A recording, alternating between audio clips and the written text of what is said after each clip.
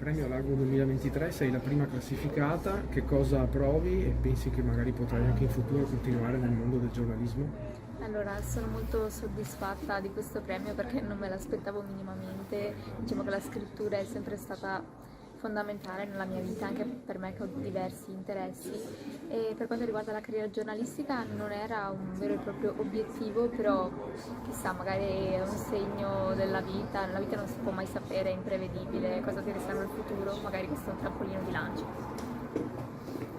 Qual è il tema del tuo elaborato per l'edizione di quest'anno e come nasce la tua passione per la scrittura? Beh, la mia passione per la scrittura nasce molto presto, nasce quando avevo circa 13-14 anni, quando mi sono affiancato ai giornali e ai grandi giornalisti del passato, ed è stato un grande piacere, insomma, ricevere questo premio, anche in luce appunto di questa mia passione, e ho cercato, diciamo, di parlare di come la narrazione della guerra sia un'arma, e però di come quest'arma vada utilizzata nella maniera corretta, perché può diventare anche un grande pericolo.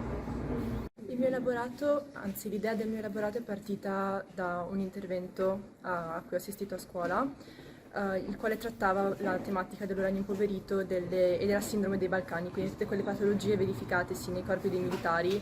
italiani dopo l'esposizione appunto ai metalli pesanti nelle missioni umanitarie a Sarajevo e nei Balcani negli anni 90. La carriera giornalistica non l'ho mai presa in considerazione, però sicuramente continuerò a scrivere e probabilmente, chissà, magari in futuro si potrà vedere come va a finire, insomma, a livello giornalistico.